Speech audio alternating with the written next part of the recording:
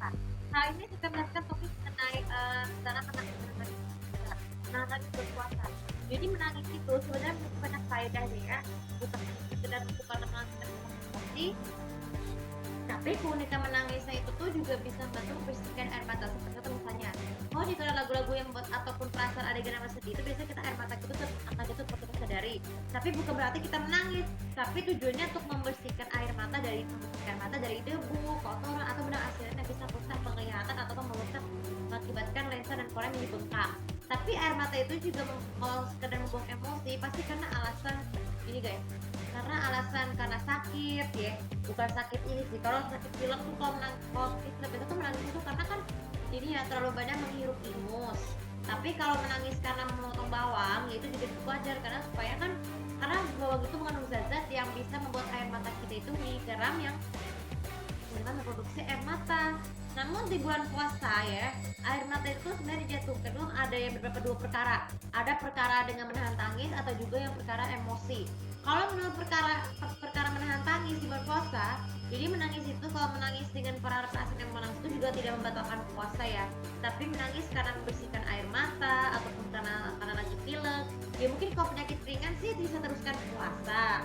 Apalagi kalau menangis karena sedang kadar terharu ataupun karena ini kalau melihat golongan jenis kita apa yang kelaparan pasti kita kan masih terharu ya, itu termasuk juga masuk untuk menangis.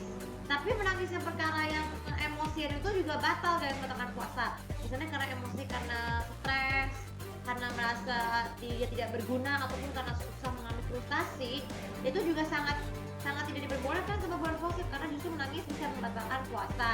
Nah jadi bagaimana cara solusi terbaik dengan menahan tangis?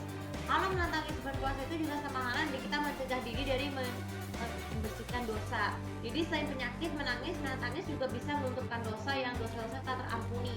Karena kita melakukan banyak kesalahan di bulan puasa seperti melakukan perundungan, terus juga dugem malam. Jadi dugem malam, terus kemudian bertengkar karena alasan, terus juga perselingkuhan. Nah perselingkuhan dan perebutan harta itu juga salah satu perilaku yang sangat membatalkan puasa sama kepala. Karena kita tahu kalau bulan puasa itu seharusnya harta sebagai harta kita itu tidak peduli bentuk apapun jumlah maupun bentuknya harus serahkan kepada orang itu misalnya golongan miskin papa, baik itu pengemis, pemulung ataupun orang-orang cacat yang sama mencari uang ataupun juga bergolongan pengamen.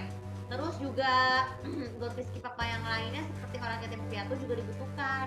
Terus kemudian nih perselingkuhan, hubungan seksual di luar nikah juga sangat membatalkan puasa. Tapi kita sering kali menangis karena merasa tidak berguna, tidak pantas menjadi kekasih karena alasan. Jadi menantang puasa itu juga membatalkan puasa itu atau hal tersebut. Jadi kita menantangnya saat kita menyesal berhubungan dengannya kalau masalah kita di bawah umur. Untuk supaya kita bisa sadarkan diri bahwa tindakan tersebut adalah membatalkan. Dan yang terakhir sekali, kalau kita nangis dengan puasa ketika karena mengaji atau berdoa selesai sholat, ya itu pun bagus. Karena juga bisa supaya kita bisa diberikan berkah yang lipat ganda dari selama kita berpuasa dengan menahan tangis ya. Oh jadi sebenarnya nih ada segi penutup.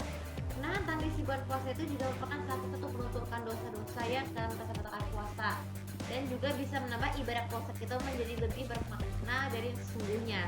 Oke, untuk kali ini juga bisa bermanfaat dan jangan lupa seperti biasa seperti itu komentar sekitar sudah tahu apa peranan komentar pendapat kalian mengenai kaidah dari menahan tangis di bulan puasa.